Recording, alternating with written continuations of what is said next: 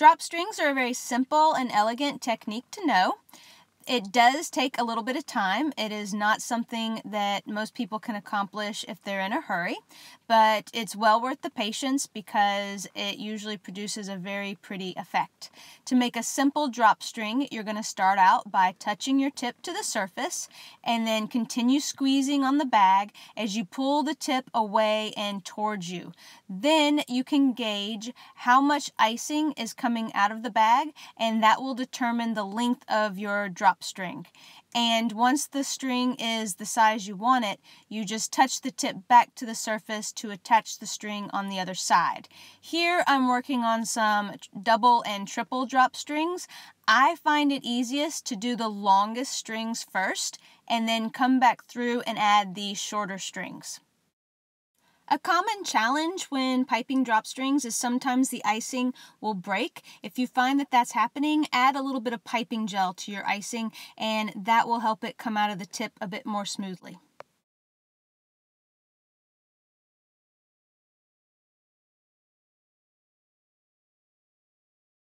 Once you feel confident piping simple drop strings, you can vary the technique. Here we have overlapping triple drop strings, and this produces a really fancy, elaborate effect. It's great as a decoration on the side of a cake. I am going to speed the video up because I realize that this is a technique that can't be rushed, and you probably don't want to spend your entire life watching me pipe all these drop strings. But the method is essentially the same as the triple drop strings in the diagram above this one. The only difference is we're going to overlap the panels of drop strings.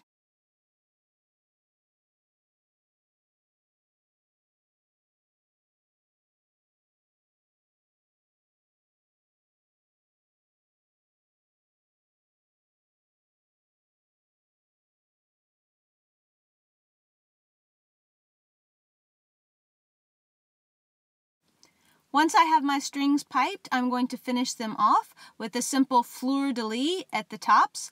This is just 3 simple shells. One is vertical, and then you have 2 more coming in from each side, and then you're going to finish that off with a simple dot in the middle.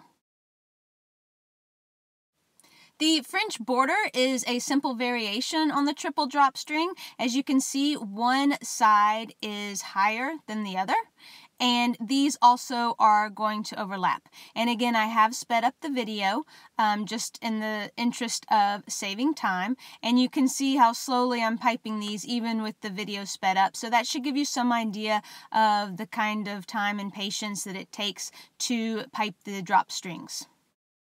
I'm piping this string work using a tip number 3. That's the tip that the practice board sheet recommends that you use. Keep in mind that if you need a thinner string, if you're going to go for a daintier look, then you can use a smaller round tip number 2.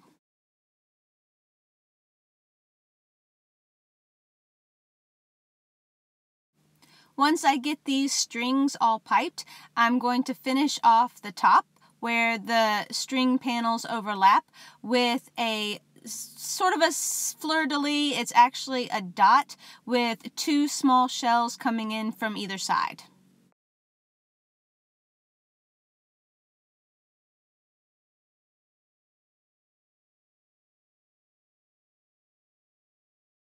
The other string work design on this practice board sheet is pretty fancy and elaborate. It's called Dazzling Stringwork. Again, I'm using a tip number 3, and this is just a combination of drop strings and then strings coming down from the top that connect them all, and then the sides are finished off with little dots.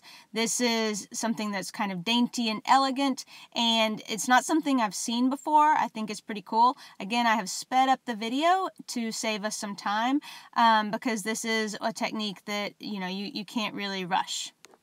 And I'll take this opportunity to just remind you once more the importance of touching your tip to the surface so that the icing adheres, and then lifting the tip away from the surface and letting the icing fall where you want it. And then when you're ready to pipe the dots, be sure you completely release pressure on the bag before you pull the tip away so you get a nice clean dot without a peak in the middle. So I hope this has given you some ideas on how you can get creative with string work.